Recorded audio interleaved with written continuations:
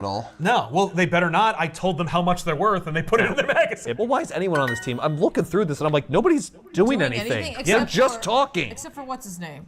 Iron Man? Century. Century and Wonder Man. Yeah. Well, he's dead. Yeah, but he does something before he dies. Yeah. Yes. He dies because he actually does something, which is a cautionary tale for all of us. Yeah, you better not be useful. And that's probably why nobody else does anything in these books. So the Black Brigade are the answer to Ember. They work for the Serenian government. Right. And it's funny because like they kind of fight. So they're and the then bad guys. Iron Man's like, whoa, we're working with you. Because, Whoa. These guys kind of look cool, like they're wearing suits of armor too. We're force working with you.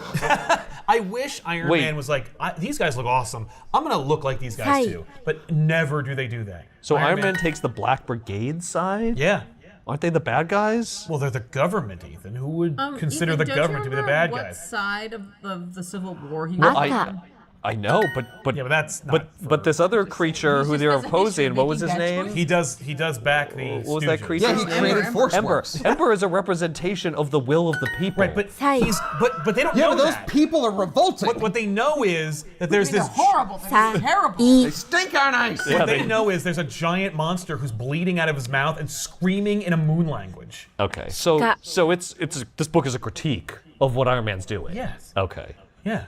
All right. Well, I can respect that. Yeah, and eventually, like, the cooler heads of the team, like Wanda, realize They're like, who wait a he second, is and what yeah. he's all It's about. like an insane. I want you to think about that statement you just made. The cooler heads on the team, Right. like Wanda. Well, at this point. At this point, compared comparatively, to yes. Better than Century. By the way, the artist on that issue is just the person who used to draw Avengers West Coast. Anyway, the resultant battle with Ember ends with the guy who is the avatar for Ember, like, falling off a cliff and dying. And they're like, well, all's well that ends well, and they get back on their hex ship and go to the vroom room and hang out. Meanwhile, on their way home, the recorder is like, uh-oh, another problem. Click. At some point or other later down the line, recorder will do that, and Sentry's gonna be like, hey, what the fuck are you doing? And recorder's like, hey, I saw you turn that off. good luck getting them to believe you. You have a complicated history, and you're some rando. I'm a recorder. At least they know what the Rigelians are. And he's like, oh yeah? And then they fight, and he chops off his head. Suck my Rigelian dick. And then what you think it would happen doesn't happen. Where you think, oh, well, this means that they're going to distrust Century, and then all of ForceWorks will fight the Century over this misunderstanding. Nope. They're just like, oh, what happened? Oh, yeah, right on. Why are the scanner back? I mean, it's probably because the monitor is untrustworthy from the get-go. Yeah. Like, yeah, he was a turncoat? Okay, yeah, no, that tracks. Yeah. At some point after issue 2, the books have epilogues that are catching up the reader with everything and anything that's happening, not just within the pages that they just read, but also with the team that they are unfamiliar with. So their press person, Amanda Chaney, who will be murdered unceremoniously by Iron Man at the end of this series in The Crossing, is interviewing members of ForceWorks to get their perspectives so she can come up with, like, you know, what talk show they should appear on and what magazine should write an article about them. But it's essentially just a storytelling device to tell the reader who these characters are and why they should give a shit about them. No, but this is that the babysitter? No, that's Fisher. Fisher works for Tony Stark at the Works, and he wants to bang Spider-Woman. So he thinks that all he needs to do is make friends with Rachel. So Fisher, a full-grown man, hangs out with Rachel, a small child, the entire book, and never do Julia and Fisher even get remotely close to hooking up. But Fisher does leave, and Rachel never sees him again. So, oh, good. Things work out great for everybody. I mean, to be fair, she's probably better off without him. I agree. At the very least, it's just not appropriate. Yeah. What is this shirt? It's a West Coast shirt. It's a shirt made of hemp, Ethan. I mean, I can see that. And a toolbox? Yeah. He's got a tool. Oh, no, he's a mechanic. Or a technician. The recorder. Oh, he's the super. The recorder locks them in and makes it in the vroom room. In the vroom room and makes it dangerous. There's a child in there. Yeah, he's a stone cold robot. He has no soul. He doesn't care for the livelihood of children. He just wants to see Julia he doesn't know any be better. heroic. Well, that's the presumption, but It turns out he's actually just a double agent that's there to reenact the scheme, which is to blow up the Earth. They haven't given up that. But I thought they fell into a black So hole. the Kree thing's coming all back around? It all comes back around. Oh, it's the Kree. The Kree are arrested and go to the vault. And then, by the way, Forgot that was a recap. yeah, that I no. saw, yeah. Later down the line, the Kree will come back and go, excuse me, you have some of our soldiers in your human American prison, and we'd like them back. Right. And so then they get them back, or rather, actually, they don't, because the soldiers that were introduced in the first issue escape and then try and do it all over again. Right, so we have to do that again. And then we just do it again. I mean, isn't that just any comic book villain? Yeah, but like... They put them in jail, they escape, they do the same thing. Yeah, and they are, I guess, Force works as villains because they have names. Yes, named Kree, so... Now... And they're distinct looking. Are we going back in time in this book? No. It's a flashback. They go to Australia. In the event, Hands of the Mandarin, there are I guess we are going to stories that are... In Hands of the Mandarin, Iron Man and Force Works and War Machine are all mixed up together. This book does not collect the Iron Man issues or the War Machine issues, despite the fact that the book is called Avengers Iron Man Force Works. Instead, it only collects the ForceWorks issues and gives you a half-assed paragraph explanation for what happened in the issues they didn't collect at the top of the covers To be for fair- the books they collect. Nice. Bite me. To be fair, the entire book was half-assed. I mean, I don't think so. They put a lot of effort into it. There's so much going Put a lot on. of stuff into it. Yeah, but Abnett and Lanning are trying, and every issue, you can't deny, has something intricate taking place. I've seen books where no effort is put in. Oh, And yeah, it there's- feels like it is complicated. I cite any Howard Mackey book. How dare you be correct? Compare ForceWorks to the Danny Ketch run, and tell me which book has more going on in it. I would rather read I would Danny Ketch rather any day of the week same than read this. same because at least that has some like fun magic in it. There's This has some- the century in it. Yeah. Oh, yeah. The problem with this book, okay, Yeah. there's some ideas, and they're Every trying issue has things, ideas. and that's fine. But that's all behind the scenes. That's like the background. Yes. Front and center is horrible characters. And I wish that And that's the problem. the worst of it They're is just unsympathetic, uninteresting characters. and that's the problem. Scenarios are kind of interesting. Yeah, the scenarios are interesting, and the presupposition that this is more or less Marvel's answer to a Justice League book that came out 10 years prior and changed the game is that Justice League International was character first. It was all about these particular characters and personalities bouncing off each other.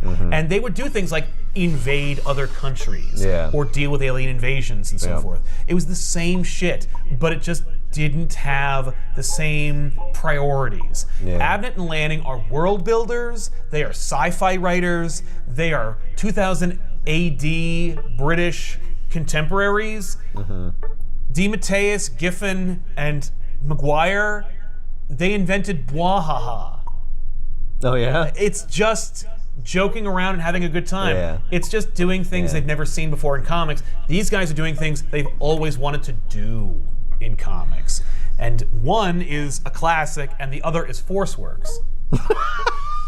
Well, in fairness to them, like they are somewhat trapped. They are by the time that they they're are writing hamstrung this. by It's like, everything. like you gotta put this shit in. Yeah, you yeah, gotta put 'cause this it'll image sell. crap in Yeah, there. it's why Justice League International never looks like an Image book, because Image doesn't exist yet. They don't know to do it.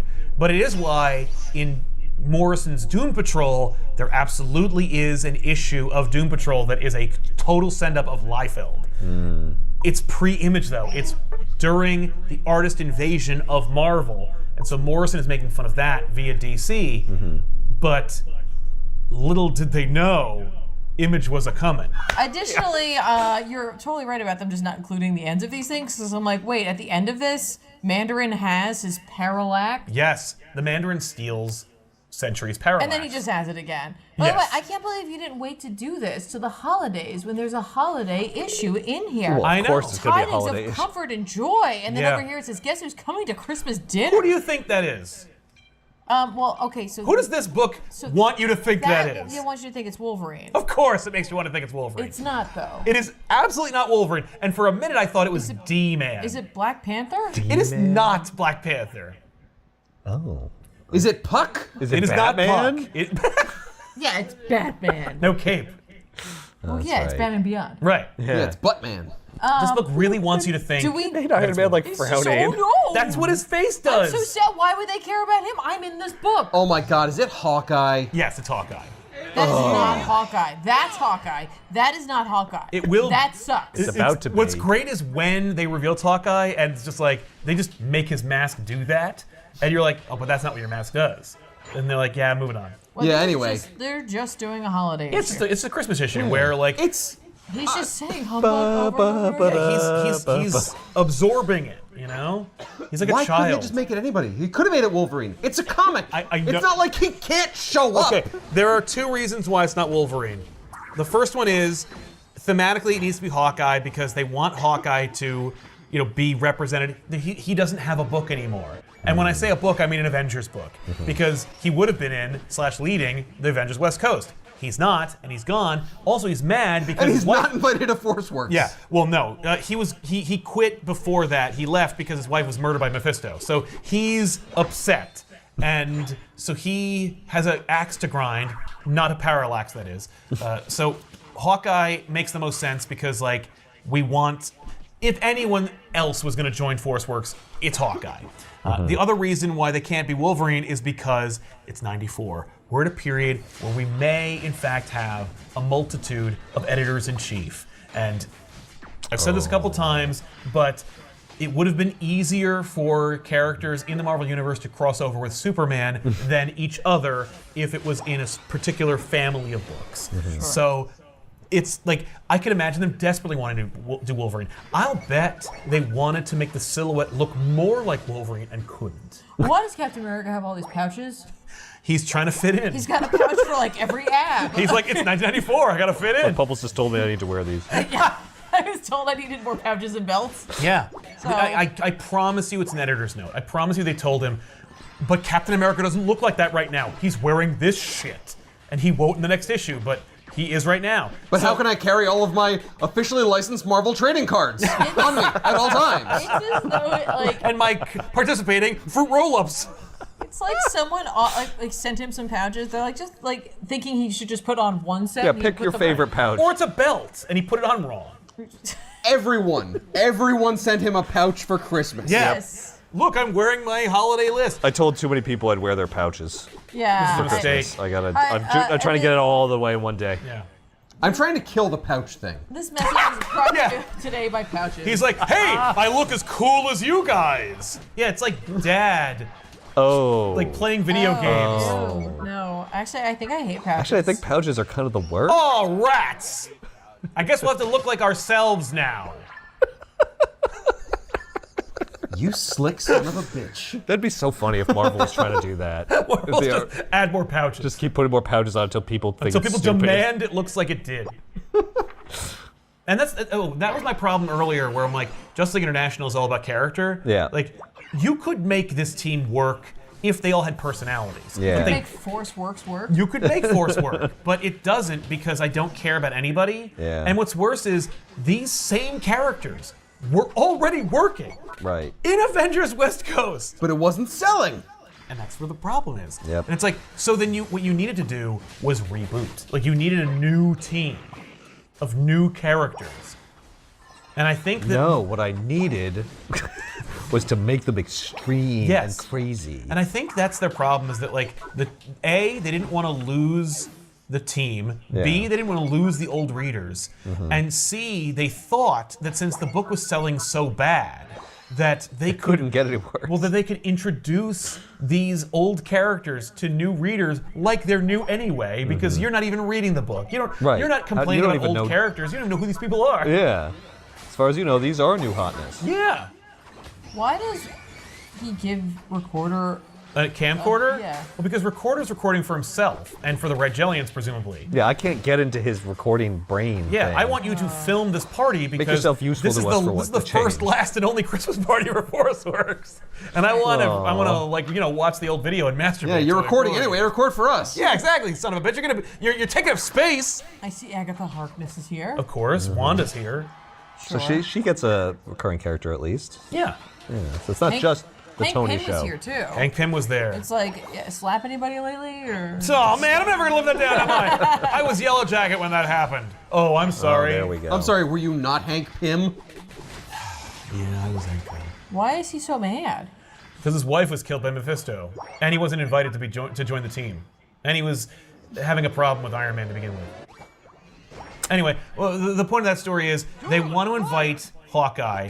Iron Man apologizes to the team for being a dick, as always, and you know, for keeping all of his ideas and stuff secret, even though he didn't, but he also did, and for stepping on Wanda's toes. Like, he's basically just like, there's a time for new beginnings and stuff. A couple of ghosts visited me while I was sleeping the other day, and I'm changing my... And so he crassly like makes fun of Hawkeye before ultimately then saying, you know, he's like, you know, Hawkeye with his boorish attitude and his hot-headedness, even he is great, and I'm sorry for treating him badly. But Hawkeye listens in on that conversation only for the first half, part, yeah. and then turns it off and leaves in a huff. It's my favorite trope. Yeah, I love when that happens, and I'm never tired of it.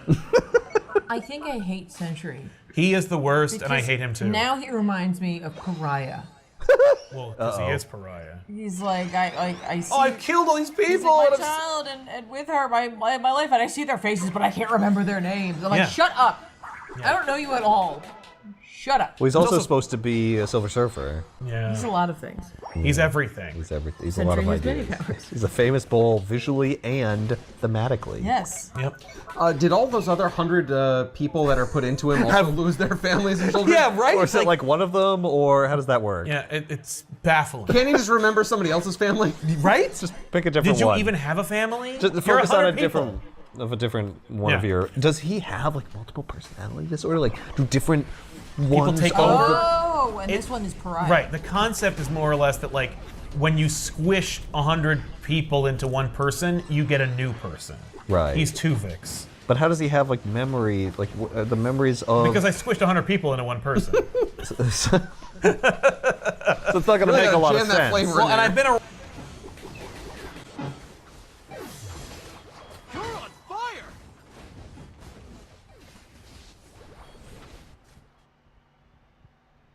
around for a long time. Maybe I did have families. Why is he sitting here like he's part of the team? Because I was he's invited. hoping to be. Hey, where you guys going? You guys gonna have a little meeting? Maybe I could come too. I'm sorry, but the party's over. Who let you in? You gonna have a meeting? Maybe we could roll something. Puff pass. You're talking to an alcoholic. Get the hell out of here. Okay. Okay, sip pass. I'm the Yeah, whatever. I'm not. God! Iron Man, could you remove our guest here? No, he's not hurting It's anybody. the holidays. Yeah. So I love Sentry. He like cries into the camcorder and then like goes, "Hey recorder, can I get that tape when you're done with it?" And then watches his own testimonial over and over and over again. And I'm like, but you can just remember saying that. You were thinking it when you said it. Like, what's the matter with you? I mean, there's a lot the matter with him. Is that a dinosaur? No, It they're looks like a dinosaur. yeah, they're dream monsters that are In the Australian outback, you don't say. yeah. Interesting. Are they going on a walkabout? Interesting. Yes. Very interesting. The designs of these characters in the Outback. Yes. So, I have a question. How are we going to end this episode? Yeah, when is this done? When are we over? When you stop asking questions about what you're seeing in the book. I You need guess- to stop. is this like You need the- to stop turning the page. Tiffany. No, I It will never can't. end if But you look don't at her stop. giant web. Yeah, they're all being this attacked. They're all being attacked in the Mindscape by like these By Mr. Gone? yeah, no. Oh, I'm very aliens landed and they learned about dreams and a guy finds their ship and it like interfaces with him and he's and then ancient a guy, aliens. Yeah, it's ancient aliens. And so they make a new friend named Willie Walkaway, and Willie Walkaway was like a detective on the police force in Australia, puts on his ceremonial outfit to help with the dream monsters that are being psychically projected into people's minds, and also they're physically happening. Well, he can also use the magnet to like move his hair around into different spots on his face. That's Willie you're thinking of. No, this is Willie Walkaway. Willie Walkaway is also like auditioning to join the Forceworks. Like clearly, I mean, like, what's Willie Walkaway? You invented him for the story, and then like everybody wants to be. And then they leave, and we never see Willie Walkaway again. He's like, well, yeah, my powers only work in Australia. Did you like that Willie Walkaway? Huh? Eh? You guys? No? Okay. Oh, damn. Okay. Then, all right. Yeah. Well, we won't assume I give it. Right. All right. We're just trying things, you know? Is this Amanda letting him go? Who? It's like, listen, Sentry. No, she's not firing the Sentry. You're overly designed and very complicated. Yeah. It's not working. You're not pulling well with our audience. I'm just saying, we're at a funeral. Everyone's still dressed like everyone's in formal attire, and you're wearing 7 faces. It's 9. Look, it's 9 faces, Ben. I could work harder. I could add more faces. No, it you has know, nothing- that's... See, that's actually part of the problem is that you can't recognize that there is a problem. Yeah. So it's just that right now. I'm just trying to get ahead. That's what makes it so difficult. It's Now they have a memorial for Simon because he's for not... this book because Why did it take them like 8 issues to have a memorial? Because There's been so much stuff has been happening. They got to go to Australia and deal with dream skeletons. Slorenia. Hey, the Black Brigade are back. Who's Yay! Back again. We are here from Slorenia. All right, let's just guess. Is this the issue in which Iron Man realizes he was completely incorrect Yes. and read the room wrong entirely in Slorenia and now has to go back and try to win over the people and fight back against the totalitarian regime? I mean, I wish that like the people factored into this in any way, but like no. Also, the Slorenian government's being manipulated by another evil party. No, it's not. That's what I was is it the scatter? Are they filled with bugs? No. Is it the Targoth? Watch out, they're here! Yeah, you're dealing with the Targoth now, another alien race. Wait, really? Yeah. Yep. You called it. No, the hey, wait, I've written myself into a corner. It's aliens! These are not aliens. The Targoth are minions of the antithesis to Ember. You know, Ember is a representative totemically of the people. Well, the fascist government also has their own totem, and he is the evil complement to Ember, even though Ember looks like an evil demon. Is this like weird Captain Planet? I don't want to tell people how to live their lives, but like at this point, just leave Slorenia. Right. Clearly, this is it's a fucked up place. Yeah. Where we should not be involved. Right? Like, can you imagine? It's got nothing to do with us. These people, y'all need to get out. Like, you need to why go didn't they somewhere do a else. story in Forceworks where like Uncle Sam appears and there's an evil version of him? Yes, it's an evil version of him who's like like southern plantation owner. Oh, there he is. that's cool. Right? He's fun too. See, No, it is this not. book gets everybody. Ben was like, "Oh, Black Brigade." You're like, I don't remember what this It guy's does name not is. hit me. It's just wait, where the book isn't over yet. But Ethan got pulled in by the Slorenian evil That's kind of dope. guy. What's his name? Ben like the Black Brigade. Ethan's a big fan of Volk. Hey, look, he looks sad. Yeah, well, he's gonna like absorb life energy so that he can have the power to destroy everybody. What? You're looking at the Century one-shot. Why are there more bugs and aliens? Well, because Century all we comes know from how to do. space. That's all I know how to do. Okay, so That's an Akira thing. yeah. See, you like the Akira bike. Sentry Well, ends pretty up at some point or another, like, you know, because of the Christmas party and stuff, and because he was separated from Parallax and crap, he ends up going into space to try and figure out the truth of his identity and his whole origin. The one shot explains all that, and then they put it at the end of the book.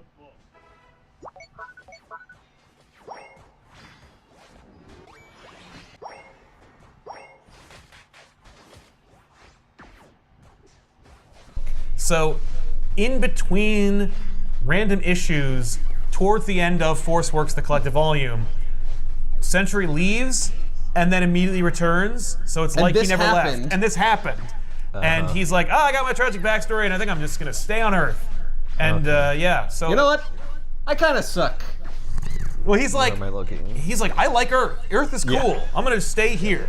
He was from a moon He named finds out he's Memoriam. 100 people. He finds out he finds other aliens that like help He's him. from a moon named no, Immemorium. Memoriam. The the 100 people that make him up are from there? Yes. Okay. Well, like, Memoriam is the name of the place that he's from because they were annihilated as well, and so they made that. He was also manipulated and transformed by, or manipulated and mind wiped by Lore, and he ends up going with him to, stop him / learn more about his origins. And then when he comes back to Earth, he's like, all right, my tragic backstory is resolved, and I'm ready to just be a cool Marvel character. And they're like, oh, you didn't hear that Tony went nuts, worked for Kang, and died? Because I guess Force Works is over. And he's like, what? Oh. And they're like, yeah. Everyone's like, yeah, now you know how Wonder Man felt. Yeah. Also, it's funny because throughout like the book, for a while, they're like, so Wonder Man's like energy, can we just bring him back? And then when they're dealing with Cybermancer and all the monster bullshit. Go away before and then come back? Yeah, he's done that a million times. So they're like, oh, he's dead. Sure, we'll just get him back. And then they find out that like they can't this time, so he's definitely dead. So they have the Memoriam for him. I see. Not to be confused with the moon that Sentry is actually from, which is also called Memoriam. So they have the Memoriam for Simon / Wonder Man. He's dead. Don't worry about him anymore. He's never going to join Force Works. He was old and busted anyway. Sentry finds out the history of his origins, and he's excited about that and ready to be a full-fledged member of Force Works. We have the breakout from the vault, and the other Kree, and the Recorder comes back, and he's more or less like Sentry's Joker. At that point, like he's the arch nemesis for the Sentry because Sentry, he fought at one point. And then like the book gets roped up in The Crossing, and so they're dealing with like Cybermancer and time travel, and they end up actually bumping into Wonder Man, who's from the future, and so he does come back. Well, you think, oh great, he'll just join the team because he misses his colleagues, and they're all dead from the war with Kang and stuff. But then they stop Kang, and so they all disappear. Last of whom is Wonder Man, who's like, oh, I guess I died anyway, bye. And then he goes away, so he doesn't join the team, nor does he come back to life. He will, but not right now, and not in this book.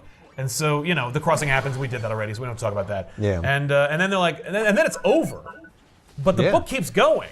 What? And the Rigelians are like, oh, we want our Recorder back. And it turns out that like the Recorder was reprogrammed by the Kree, and the Skrulls show up because the Skrulls are some kind of like a war tribunal. And they're like, hey, we gotta deal with all this. And they don't, and they're like spanked hard.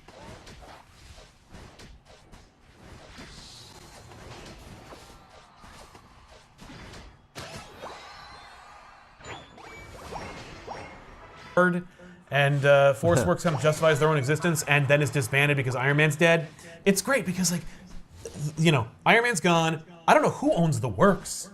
Who does that go to? That's already paid for. Jarvis? Well, he didn't have any heirs. So. And that's the thing. It goes, Plato. I guess it goes to the state. And it's off the books, though. Like, nobody knows it exists. So I'm assuming it goes to Wanda. Right. She was supposed to be leading the team anyway. But she bails, to rejoin the Avengers. And so, I'm assuming Plato just kind of runs it. Or just keeps the lights on. But the Chaos Computer's still running. Which is another great MacGuffin that I'm like, ooh, bring back the Chaos Computer. Yeah, right? Like it's been all running. Just there. And then you could have somebody like find the works and then like check the computer and it says like Civil War, Secret Invasion, oh my God. like Fear Itself. That's like, oh man, we could have stopped all these things if we just never canceled Force. And the Recorder's just like, snooze, snooze, snooze. Well, no, it's snooze because no one's in the works anymore. They kill. They go in. There's just like red light.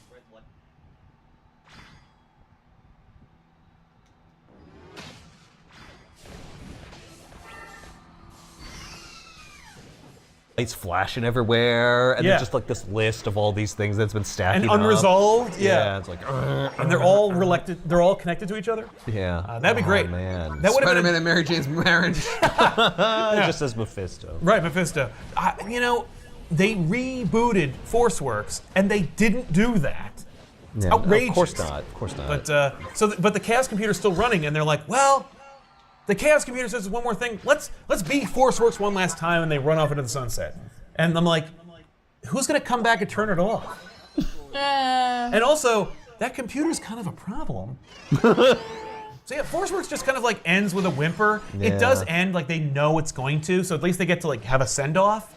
This book unfortunately ends really unsatisfactorily because it ends with a Century one-shot where we all just focus on him and new annoying, boring, complicated aliens, and aliens look like regular people too, and you're like, oh my god, what? And there's no context for it because the Sentry is a new character, and all the crap we invented is all for this. The blonde woman an alien? Yes, she's also part of it. See, she has to look like a human because she has to look hot. Well, yeah. Well, yeah. I don't want to bang the purple guy. No, you don't. Is she a bad guy? Yeah. Okay. Well, they're all bad guys. You know, you don't want him to hang out with any of them. Okay, whatever. Well, I mean, I don't so's wanna... he. He kind of He sucks. cuts off this person's head, and then...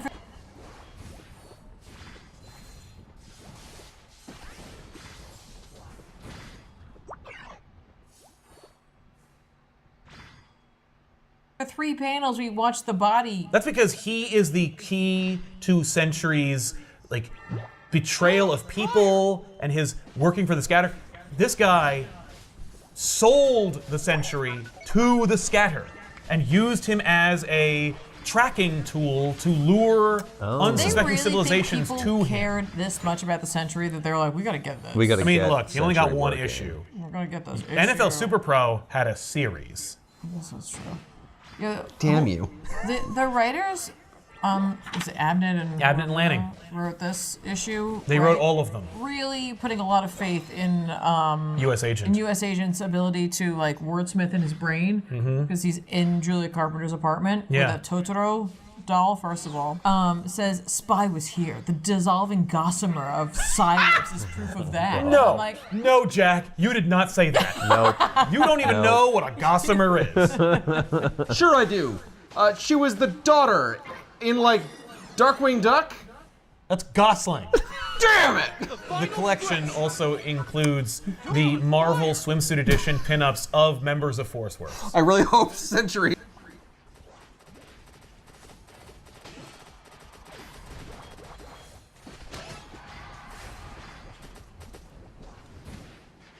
is in there. Oh my god. I mean, he would be horripped. Be great to see him without all that crap on him. there's Wonder Man though. Yeah, why not? Who is this? A babe. A winged babe. There's another one over here. Yeah, she's a fairy, man. Oh, yeah, because, I mean, there's a almost naked guy. Well, we gotta get some obviously chicks in there. he's dead, so he's like wherever. Oh, yeah. He's in heaven. This is his. This is his heaven, yep. He's I like, believe look, that. I got a type, and that type doesn't exist. I gotta type. It's Green type is antennae. they're Real. animated with wings. It's sexy bugs. Oh, he's gonna Have you ever wanted to Hey, just man, like there's no kink fuck shaming the here. caterpillar from Alice in Wonderland? No! But like if she was a sexy caterpillar. No, No Can't guards. say that I have.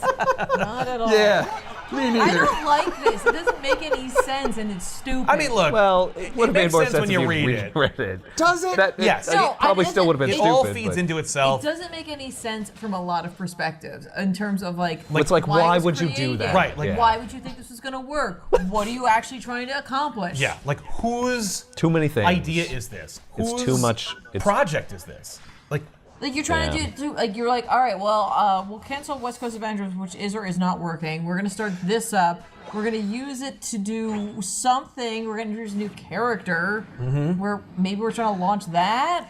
at the very least, we want Sentry working, and we think the best method to distribute that character to the audience is via ForceWorks. Yeah. And Well, it's like, it hey, demonstrably does not. You've got that ForceWorks book going on. That's a perfect vehicle for Sentry. Who?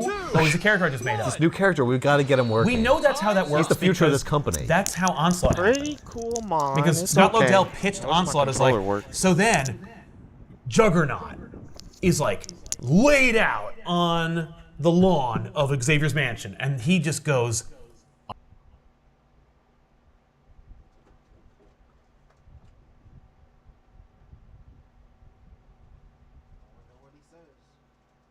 Onslaught. And they're like, what is that? And he's like, he's a dude who can punch the Juggernaut. And they're like, what does that Figure it mean? out.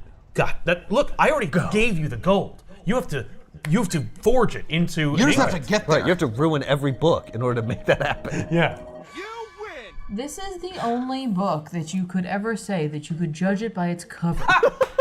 Oh But no. why? What is all that? What's the point of this? Exactly. What? It also makes got sense it. that, like, What? yes, this was just a device to give you the Sentry because we had to get rid of a character in order to get you there. Yeah, we got to kill Wonder Man. Yeah, but Wonder Man also hadn't been there. No. Like, he showed up and then immediately died. I also love that But he died. He died and created an opening. Yes. Right, yes. He left a vacancy. An opening that wasn't there. An opening that had he, not been there. He signs on to ForceWorks with Iron Man. Yeah, but he hadn't been on West Coast Avengers. No, but he had been previously. Like, West Coast Avengers worked fine without some big superpowered guy. Yes, that's true. But look at how much better it worked with the Sentry. He stopped the recorder. Right. And he looked totally badass and cool. And, you know, That's the problem. Wonder Man didn't have enough faces on him. He only had the one face. And like a big At W. least 8 faces. Lame.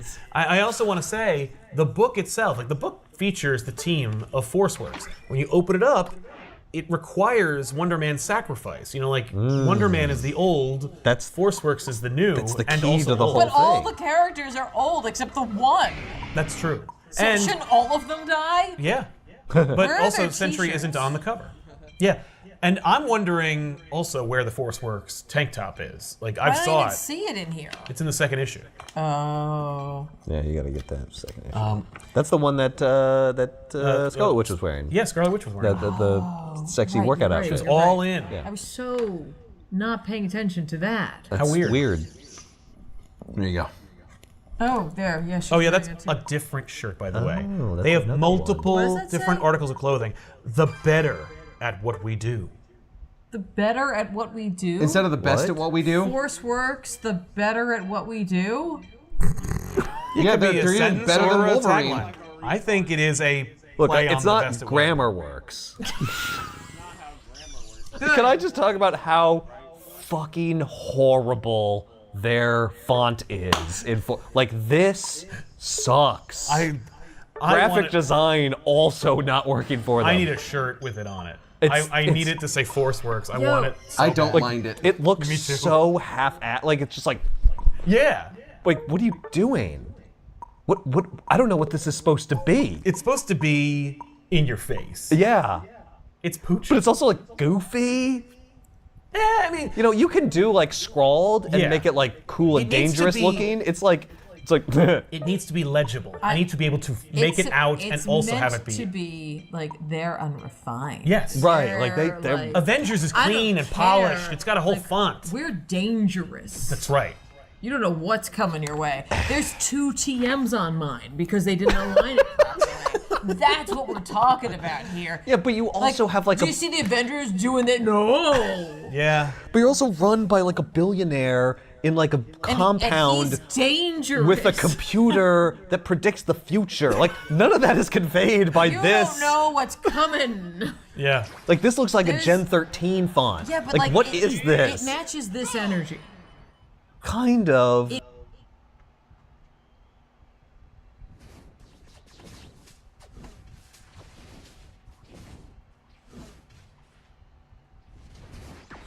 It matches Yeah. this You have big energy. C energy. Yeah, so a you little got that bit. tank Yeah. top? Yeah, Those this. got that tank top. Like ignore all the other people on this cover. That's what this is about. It's also, but I'm getting from this like West Coast inline skates. Uh-huh. Yeah, you know, that's cool. like beach. Right. That's great. But that was West Coast Avengers. You're explicitly not that anymore. No, but we still are former Avengers on the West Coast. yeah, but only if I read West that Coast, book. West and, Coast. West Coast.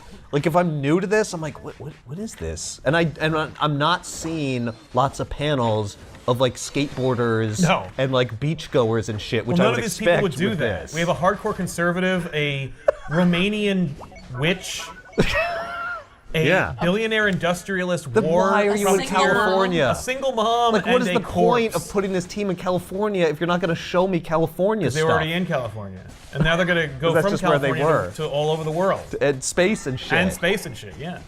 It's like the fact that they're based in California has Is no bearing on immaterial anything. to Yeah, everything they else. could be anywhere. Yeah, that's right. Happy 600. We did it. This sucks. Force works. Happy? Well, you know, we did it.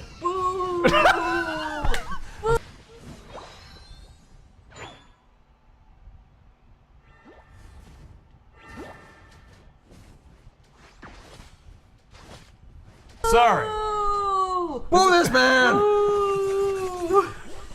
Look, would you rather we did like Watchmen or something? I mean, come on. Or like The Walking Dead. Really?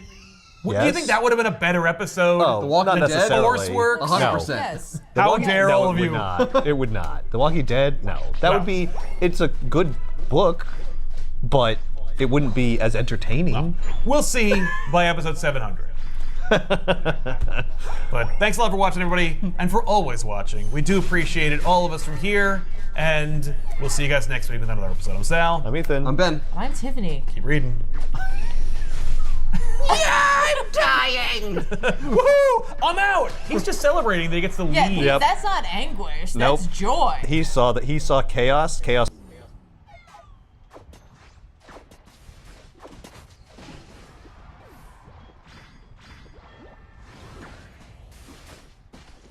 told him what was coming, and he was like, Yeah, you know I what think I'll happened? sacrifice myself to save the world. Sneering. Cool. He's celebrating. It's like he heard the pitch from Iron Man. He's like, it's called Force Works, and he immediately checked out. He's like, I'm gonna fake my death. It's the only way to get out of this. It's like, okay, all right. Ooh, I see an opportunity here. You had me at Force Works. And when I say had me, I mean lost me. I'd never heard the word cancellation, and I wish I had. It was a slow realization that, oh my God, you know, it's not coming back. What's up, everybody, and welcome back to another video. Hooray. It's finally summer! Well, it's been summer for a little while, but you guys know what I mean. I'm on break, which means YouTube is back on the menu, so don't forget to leave a like and subscribe, people. Don't forget, because if all goes well, we shall be in for a bumpy ride. Bum bum. Yeah, guys, I have got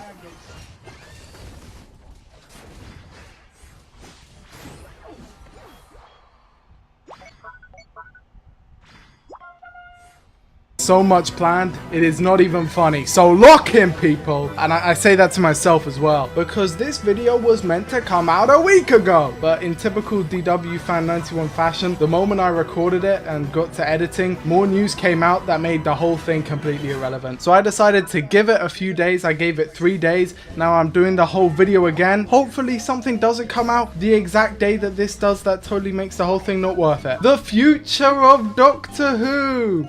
Again, I know, I've done this video about 3 times already, maybe 4. But a lot of stuff has happened, okay? Season 2 came out, Season 2 ended, Season 2 has a spin-off, and the latest piece of news, there's a CBeebies show. Yes!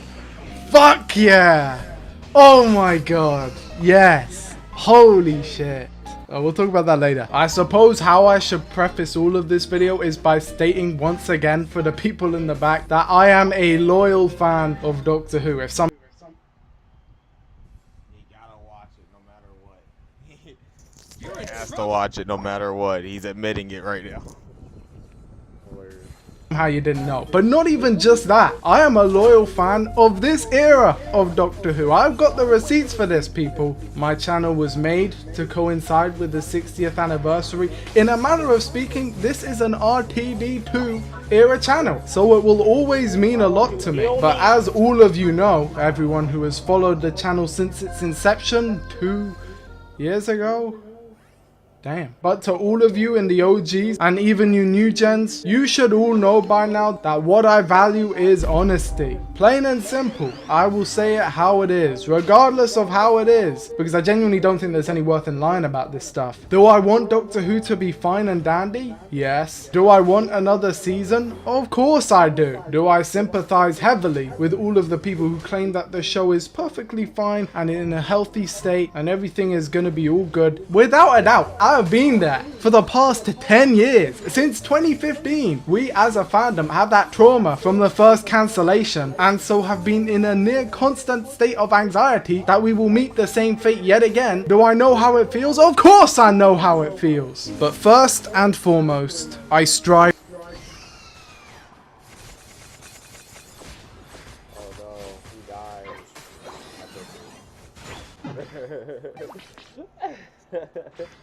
To be honest, I am always gonna say it how it is, and this time is no exception. So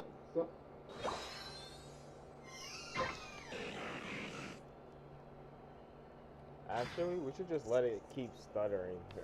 So I can talk in between it. I'm just gonna let it keep stuttering. This dude is so funny. I love him.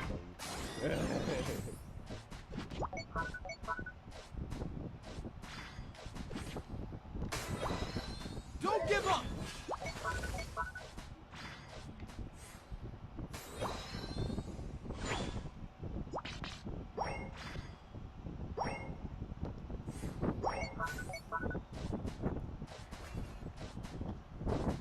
So, to all the people who skipped to this part of the video, let me just say it. And everything is gonna be all good. Without a doubt, I have been there for the past 10 years. Since 2015, we as a fandom have that trauma from the first cancellation, and so have been in a near constant state of anxiety that we will meet the same fate yet again. Do I know how it feels? Of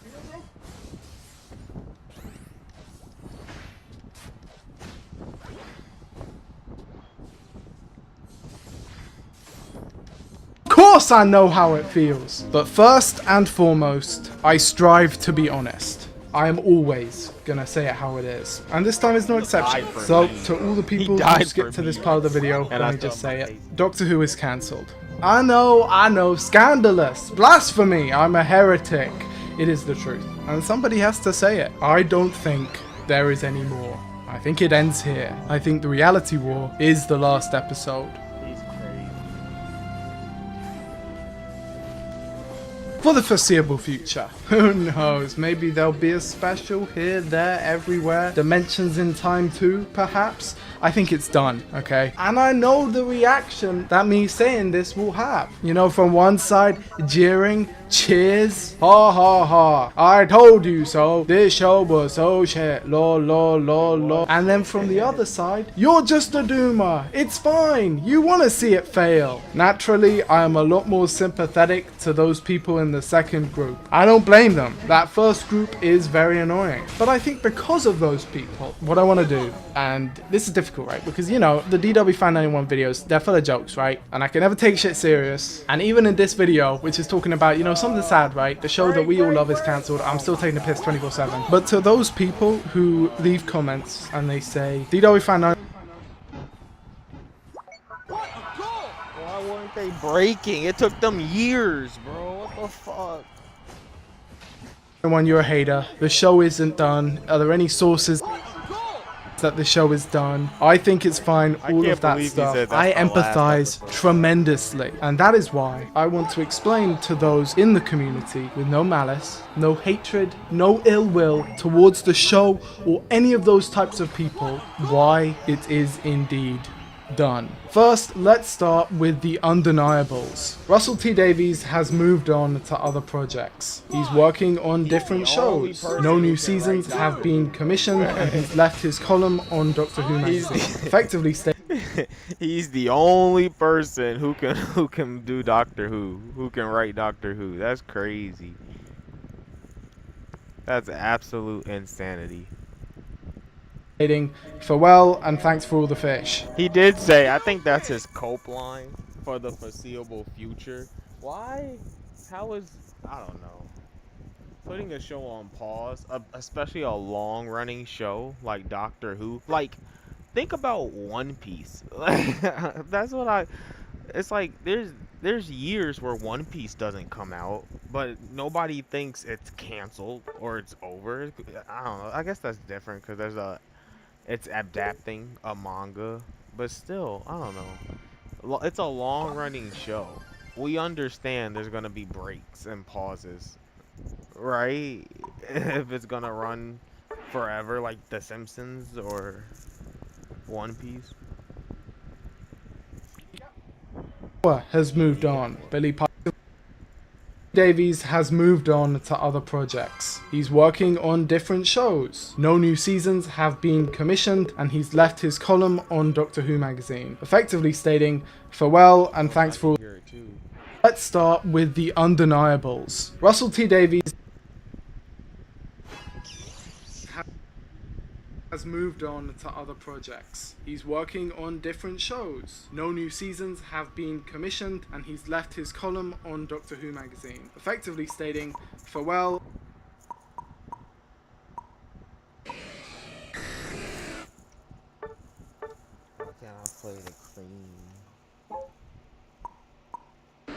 And thanks for all the fish. Shooty Gatwa has moved on. Billy Piper filled in for a cameo, but her identity is still up in the air, leading to myself getting jump scared when this picture came through my mailbox with a big fat question mark next to it. So yeah, we got no showrunner and no lead actor. Not off to a very good start. Now let's move on to the debatables, right? The stuff that's not confirmed fact. But come on, guys. The main one of these is the claim that Disney's Doctor Who, season 1 and 2, underperformed and didn't live up to either the BBC's or Disney's standards and expectations. This is debatable. Proof, you might ask? Well, this is a saddening argument for me to make, mostly because those who wish upon this show's downfall say the exact same thing. Say it with me, folks. My ratings. He said it. He said it. Yeah, I know. Calm down. Now, if you guys have been following the channel, you would know my history with the ratings discussion. And that has been a pretty rocky one. I have found it fervently unconvincing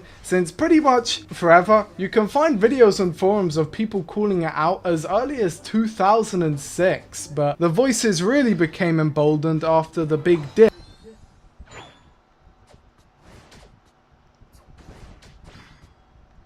The ratings were shit. Jody pulled better ratings.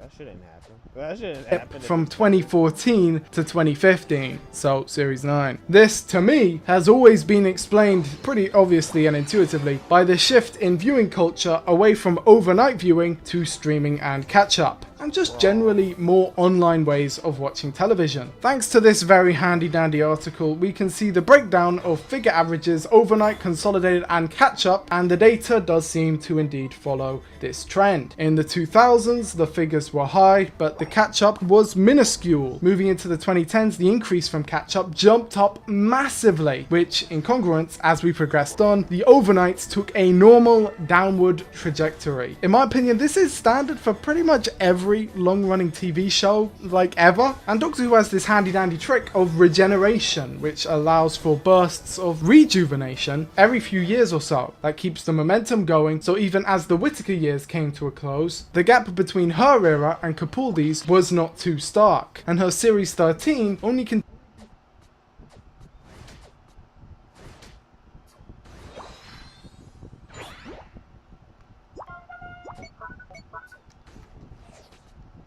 a trend that had already been happening for years now. If you do actually look at this data, I think you can see why my battle against ratings heads raged on for so many years. While there is a decline, it seems perfectly natural and sustainable, in my opinion. But I think my main point more than any of that was more so that the ratings success does not necessarily correlate with episode quality. And I still stand by this for the record. This argument was mostly used by myself and others to counter the claim that the Capaldi and Whittaker eras were objectively quote-unquote bad because their ratings were worse. But, to give my rivals credit, I don't want to make a straw man, their main point was not necessarily that the ratings directly attribute to quality, but that if a show does not receive the adequate numbers that the BBC is looking for, then it does not deserve the resources allocated it to keep going, especially considering, you know, the BBC is paid by us. But, as Doctor Who seemed to be not only healthy,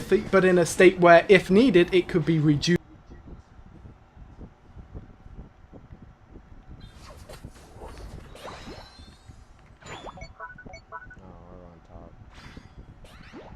Rejuvenated again, I didn't really feel like this point mattered. I was heavily unconvinced. Enter Disney. Now the thing about Disney is that they bring the big bucks. They bring American money. And when you mess with American money, the stakes, they become a little bit higher. Much higher. They want return on investment immediately. The money that they put in, they want back tenfold. In America, there is not such a thing as a reasonable hit. It's either a hit or it is not. And that, if you're wondering, is why all those perfectly good Netflix shows all get cancelled after 1 or 2 seasons. So now that we get to the present day, where the stakes are higher than ever, why are these figures completely through the floor? Now, to be fair, on Disney's end, it does get a little difficult to tell because they're hiding their analytics, but from the fact that Doctor Who never reached #1 of the week while it was airing, whereas other premium Disney Plus shows just managed that in their sleep consistently, I think we can pretty much gather that Fuck you, dude. Now he doesn't want to fucking help me protect the jungle. it didn't meet their standards. Alongside the fact that it wasn't in their May Disney Plus trailer, shows that they probably didn't have as much confidence in this one. Of course, with other countries we have very little to go on, except rumors and allegedly leaked data. But thanks to the BARB, in the UK, we can speak a little bit more definitively. So let's pull up the numbers, people. This is dire, people. That is a 50% drop. And I'm not talking about 50% from the Whitaker era or the Capaldi era. This is a 50% drop from 2023. The argument of viewing habits, it doesn't really work here when it's been a few months. It was performing perfectly fine. It was doing perfectly fine. Now, of course, it goes without saying that this is entirely, not even almost entirely, just entirely due to the worthy of being called sabotage release schedule, which turned Doctor Who from being the #1 show on the night at Christmas with good word of mouth and a great lead actor to being a show that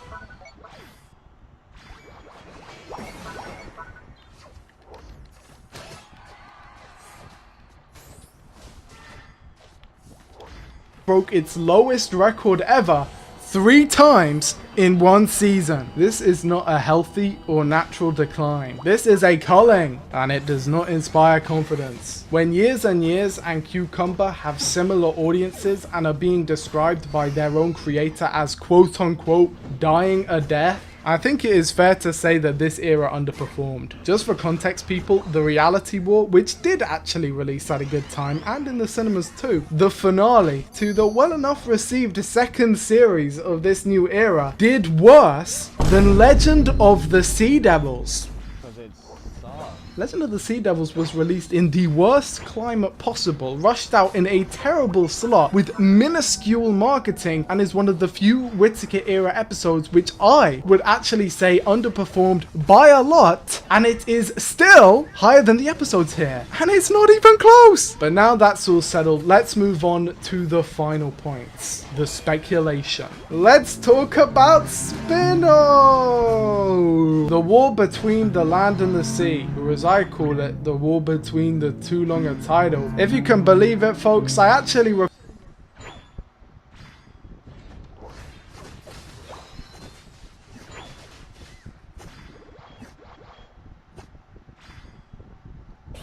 recorded my reaction to this one. I was gonna make a video of my reaction to the trailer, but I kid you not, I was silent the whole way through. I think it looks good enough. I don't really have any thoughts until we get a bit more of a look in. But the next spin-off we have to talk about is the CBeebies show, untitled as of yet. This series is the alleged coming of Christ and the savior of Doctor Who, apparently. Guys, I hate to be the Debbie Downer who has to break all this news to you, but this right here is the proof that the show is wraps. First of all, this is not a show. This is a pitch. It's not even a pitch. It is a Google Doc asking me to make a pitch. It saddens me to say this, but I feel a lot of people are kidding themselves if they think that this show, if it ever does get made, is going to be anything but either a 2D slideshow or a 3-minute 3D animated presentation. By the way, this is not to say that media for toddlers isn't real or a form of art, or it is something that should be looked down upon, or something that doesn't take a lot of hard work. This shit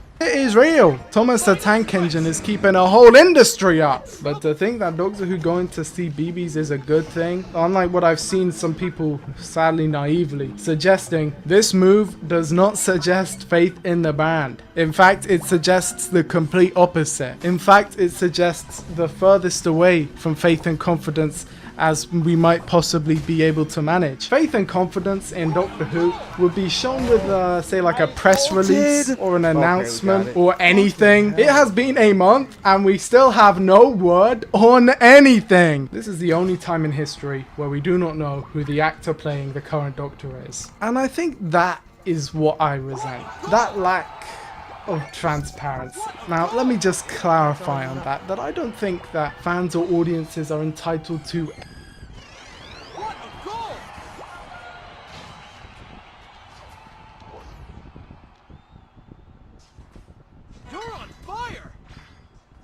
everything that goes on behind the scenes. Realistically, it's not really any of our business. And oversharing is a real thing that could happen. We don't need to know every single thing that happens on the show floor. But let's get back to the war between the land and the sea for a second. Because regardless of whether or not I think the show will be good, that doesn't really matter right now. The point is, the reason they haven't made any announcements or given any word or said anything at all is because they don't want to sabotage this show. And you know what? I get that. As producers, they still have a duty to look after their show. That is their job. They need to finish out their first order, as they call it. Ironically enough, by the third project, it's looking a bit more like the final order, and somehow Billy Piper has returned. But anyway, they can't tell us the fate of the show because they still have the war between the land and the sea.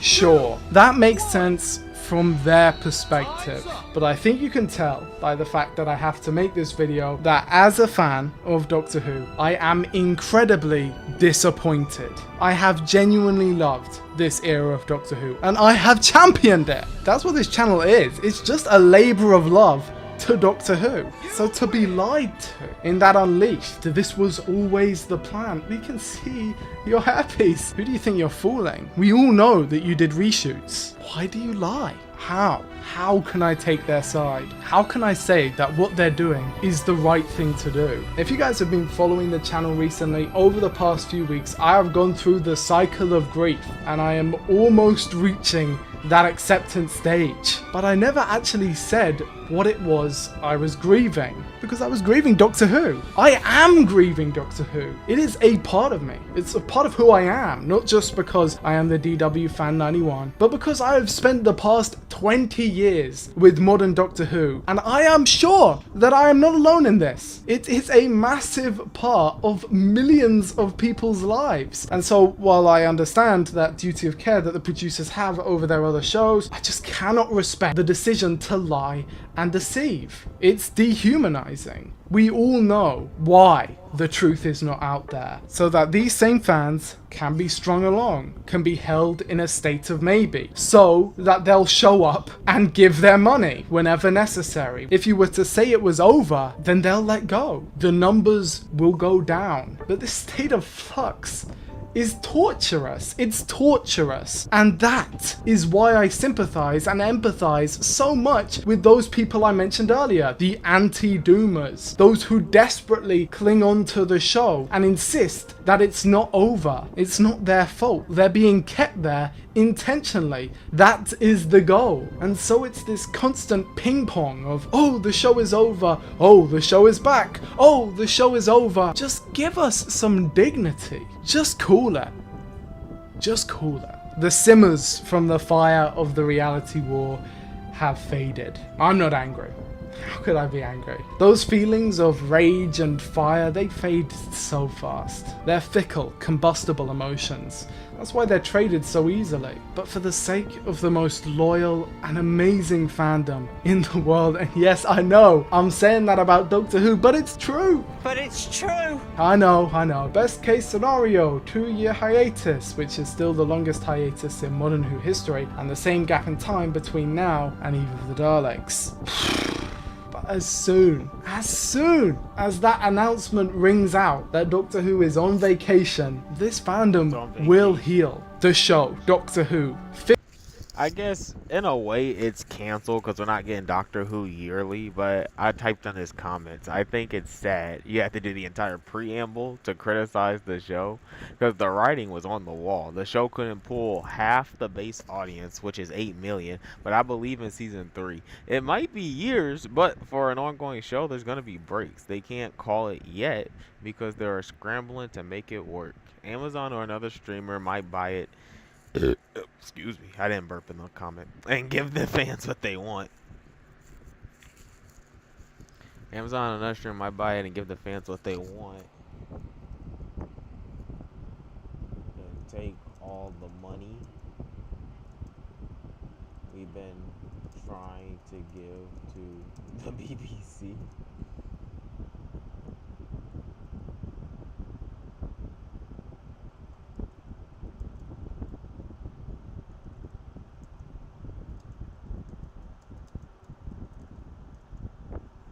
If not, the BBC will fund it, and it will feel like a return to form. The BBC will fund it, and it will feel like a return to form.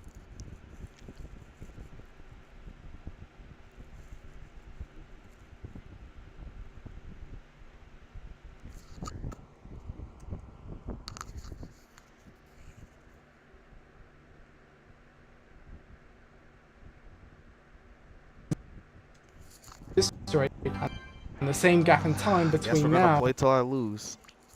and Eve of the Daleks. But as soon as that announcement rings out that Doctor Who is on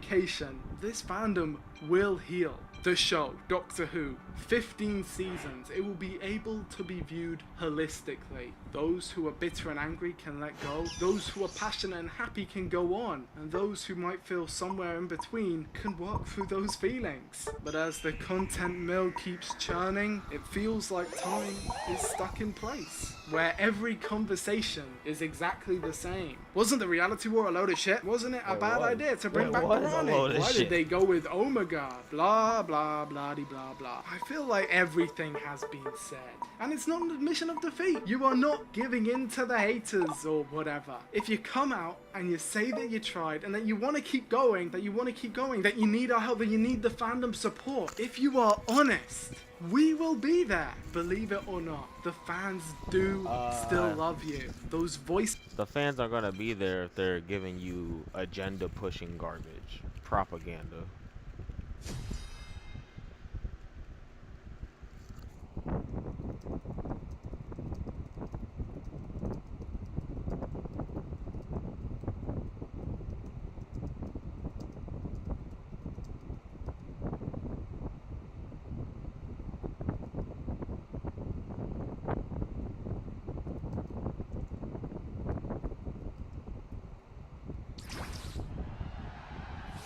Ready? Go! Voices of hate, they seem so loud. The silent majority, they do still love you. If you tell it how it is, if you wanted our support, we would be there. So it's disheartening to see our trust not reciprocated. So let's wrap up. There is no clear path for the future. We have no idea who the current Doctor is. We're a month overdue, a press release that will never come out. The creatives behind the scenes are leaving, but on the plus side, there is still a spin-off with the Sea Devils. Did I mention Bad Wolf aren't involved in that CBeebies pitch? The road ahead is dark, but we continue down it nonetheless. You know, I am curious to see what happens in the war between. Dylan Holmes Watson has been my favourite director of this new era, and it's just absolutely incredible. And I do love Pete Mateek and Russell the Kid T. Davies. I genuinely do. It is not all doom and gloom, because regardless of everything, Doctor Who is not dead. Big Finish, the comics, the stories that we all write, will tell ourselves in our heads, even if the show is gone. I don't think it's gone for good. And the DW Fan 91 certainly ain't going anywhere either. I know that's right. Let them know, Junior. To all of you guys watching, I love you. And a massive thanks to everyone who helps support the channel. Tom, Cardboard Oracle, Silver Safi, Bunny, Zoom, Dr. Hoomst, Jack D. Murray, Vorsh Combe, The Instinct, Kai Keller, Renegade Time Lord 97, Manny, Eric, Ren, Poop Criminal, Diego, Theta, Dark Tranquil, Chicky, No More Flippin', 6th Doctor Fan 84, Comfy Glitch X, Harry, Sanyu, Amara God, Noah T, T Mara, Dobcool, Casual Log, E West, Christian Rothfuss, Unreal Dinnerbone, Aidan Davies, Connor Bell, Ertle the Turtle, Andrew Locke, Bill Fleming, Hush, Wasabi, Jessica, Kai M, Kylo Wade, Mel, Owen, Toby One Kenobi, Sophie in the Sky, Goldfish, Johnny, Anthony Lentz, Fuchsia the Jester, Benzuko Lives, Freddy, Ross, JRW, Ethan, Hiroki, GBZ, Cine Curious, Max Lee Epic Man.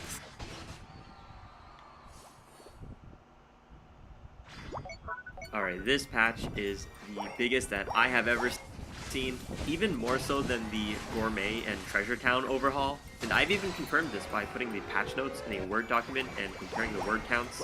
And official artwork by Exist is currently being worked on, so keep an eye out for that. But with all of that being said, let's jump right into the new Pokemon. We're going to start things off with Hisuian Lilligant, which is a regional form of regular Lilligant. It has grass fighting human synergy, which is absolutely incredible for both fighting and human synergy teams, but also is going to give more fighting overlap with grass synergy, and the synergies do work well together if you do manage to get a bunch of leaf stones. In terms of stats and ability, nothing too amazing to see here. Some good speed and a nice self-buffing ability, but just by nature of being a 2-cost with stats of a 2-cost, Hisuian Lilligant is going to be a nice early game unit and be a fantastic synergy filler in the late game. We've also got a new ad pick in Skitty. It's got atrocious stats and an ability that is annoying for opponents, but overall not too significant, inflicting infatuation on multiple units. And you know what? A 2-tile radius actually is pretty strong, but overall it lacks damage and a 32 speed stat is very poor. However, it has normal fairy field synergy, which is actually fantastic in the early game.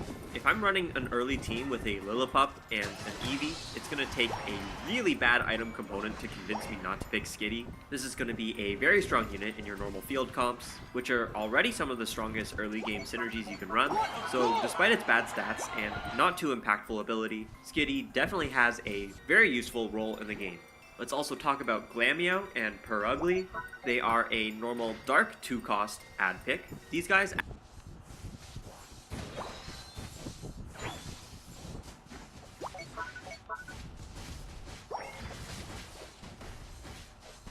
actually have pretty fantastic stats for a 2-cost, more than doubling Skitty's speed. However, I have a hard time saying that this guy is going to be anything more than synergy filler, because I feel like it might have one of the worst abilities in the game. It inflicts its target with Enraged and Confusion, so the idea is to try to get its target to knock itself and its teammates out. This could do amazing things, but giving an opponent's Pokemon Enraged is very risky. As we've seen with a certain gourmet dish, Enrage can absolutely shred through entire teams, and the negative effects of Confusion are not guaranteed. And this is made worse by the fact that opponents can run Rune Protect, and once a battle is underway, it's not like you can choose which target Glameow is going to target, so I have a hard time saying that Glameow should be anything other than a synergy filler, and really only in the early game. You don't want to run this guy in the late game. With that being said, it's probably going to be more useful in Dark than normal, since Dark teams favor quicker fights and can probably deal with the Enrage a little better than a normal team would. But next up, let's talk about Minccino and Cinccino, another normal field 2-cost ad pick, and this one actually has great stats as well, sporting a 74 speed and a relatively low ADPP cost, and it has a very interesting ability in Encore, which casts the last used ability by an ally. No clue if this does anything if it's the first Pokemon to cast, but this could definitely do some pretty crazy things. While it's not forcible, imagine if Cinccino uses like an Unknown's ability. People already do some pretty crazy shenanigans with Smeargle and its ability copying another Pokemon. Minccino and Cinccino are going to have the same potential as Smeargle, just a little less consistent. But if they're added to the game, they're far easier to obtain. And once again, normal field synergy, fantastic for the early game, but also having sound synergy, that's yet another thing to think about. Makes it even useful in the late game, especially for normal and sound teams, and its ability just has so much potential. As much praise as I gave Skitty, Minccino just kind of blows it out of the water. Next up we've got Esper and Meowstic. This is not an ad pick or a regional, so you can technically find this Pokemon every game. It does have the Wild synergy alongside Psychic and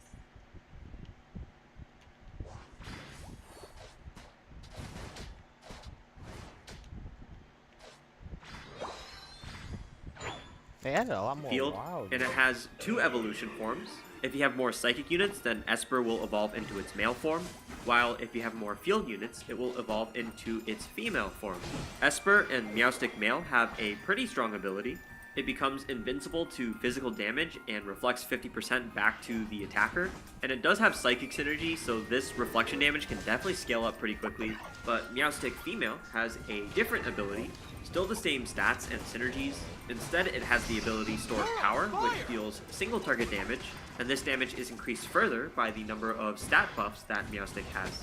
It's going to be fairly simple for Meowstic to get these stat buffs given its synergies, but overall, I'm not too impressed with just a single target damage. If you're running a Psychic team, I'd definitely always go for the male Meowstic, but if you're running a Field Wild team, I can't confidently say that Meowstic female is going to be better than the male variant. Overall though, Esper definitely has a role. I think it has great synergies. I've always loved running Zigzagoon in my field teams alongside one of the legendary beasts, and while I still probably would value Zigzagoon over Esper, sometimes that Psychic synergy is actually going to be more useful than Zigzagoon, and there's certainly going to be many situations where we'll want to run both Esper and Zigzagoon. Alright, let's move on to another 2-cost ad pick in Gossifleur and Eldegoss. It is a Flora sound unit with pretty solid defenses for a 2-cost. Its ability shields and buffs its own defense, and it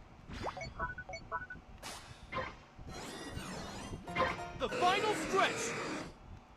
You're on fire!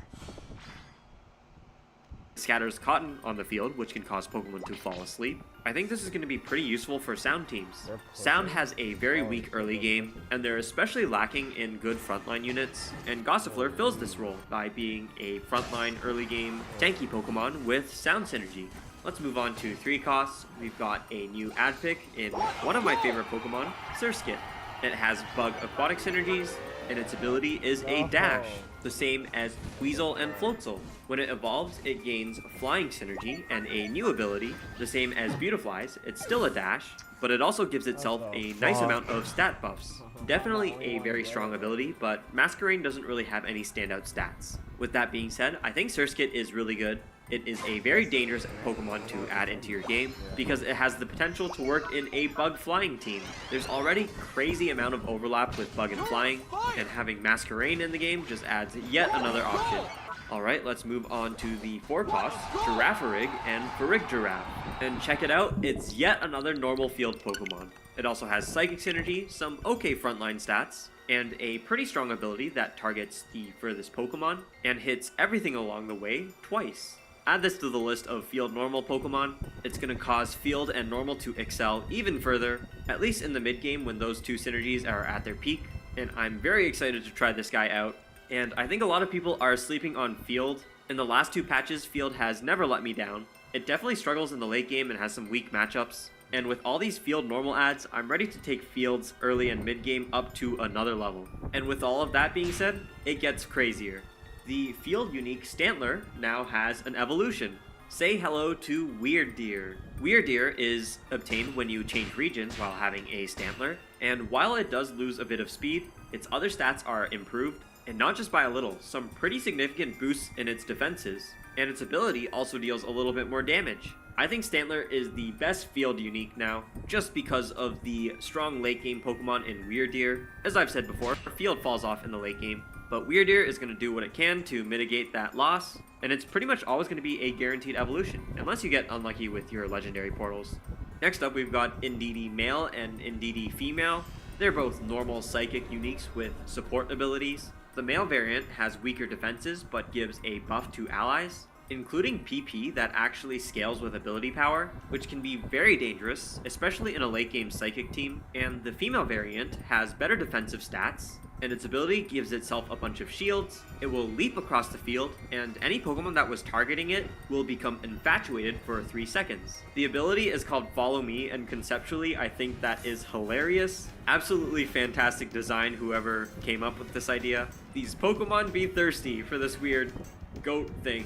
I think this thing in the mid game should be placed in the front line because I'm not sure how reliable its ability is actually going to be. The shielding is definitely going to be helpful and has the potential of becoming an unkillable monster, but overall it's not going to be too impactful unless it can target a bunch of Pokemon with its infatuation. I think we should expect some really long drawn out battles where this thing becomes an unkillable menace but also isn't able to finish off any Pokemon. We shall see. Overall, Indeedee, decent unit. I think I prefer the male version for its consistency, but the female variant has a hilarious and amazing concept for its ability. Last but not least, or maybe the least, is Screamtail. What the heck happened to Jigglypuff here?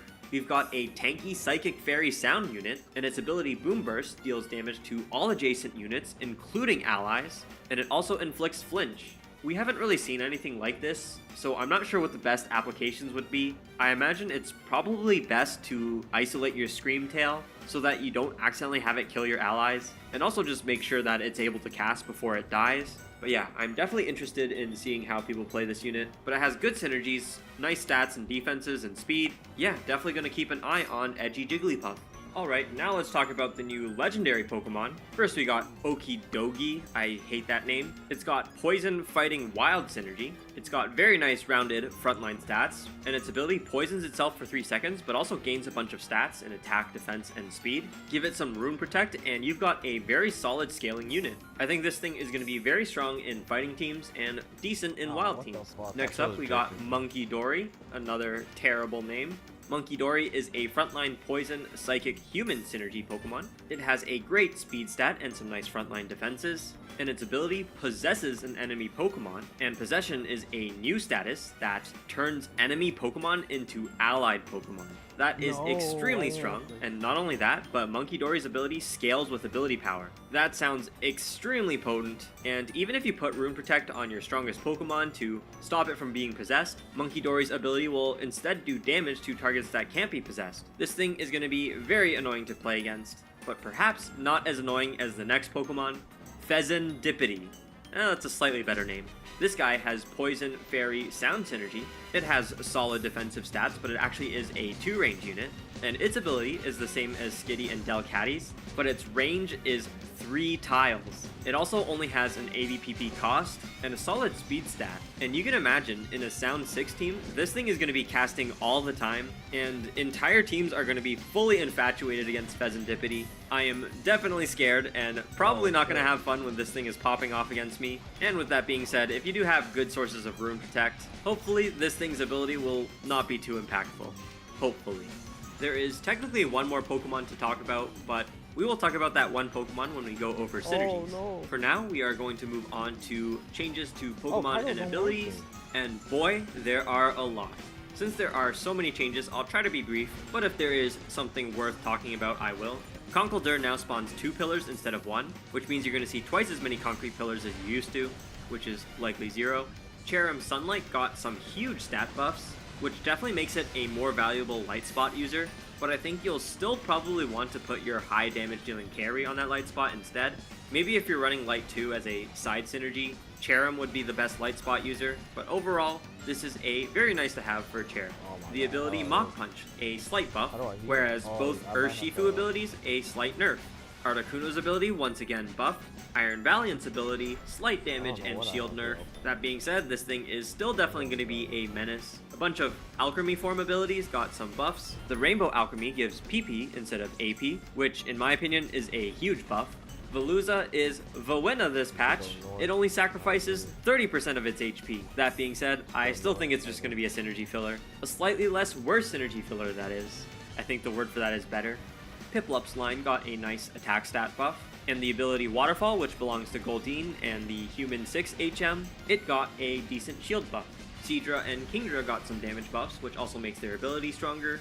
Drampa got a small PP buff, so did Dialga and Palkia. Sounds like a good day to be a dragon player. Drowsy's ability now puts an enemy to sleep if no Pokemon are sleeping. It then regains all of its PP so it can cast again and deal damage. That's awesome. Drowsy has always been good as a synergy filler, but its ability has always been kinda underwhelming. Now, it's at least gonna whelm us. Chimchar and Monferno got some small nerfs. Definitely warranted, but with the right items they can still pop off in the early game. Kakuna got a small speed nerf, and Slackoth's line got a bunch of new buffs in the form of a rework. Its ability now heals 30% at all tiers, but it has better AP scaling. Vigoroth is now immune to sleep, take notes Pidove, and Slacking gains enraged after it wakes up from being asleep. That is fantastic, yet another tool for field players, and my field stocks just continue to rise. Unknowns can no longer eat gourmet dishes.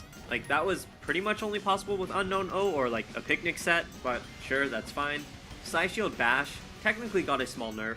It now has damage at each evolution tier. That really only impacts Stantler, but the fact that Stantler can now evolve into Weirdeer, that's still incredible for it. Igglybuff is now a normal fairy baby instead of normal sound baby. There's some minor impact there for sound teams, but also baby teams, because you're now more likely to have fairy synergy activated, and your baby teams that are trying to lose streak in the early game are going to do a little bit more damage.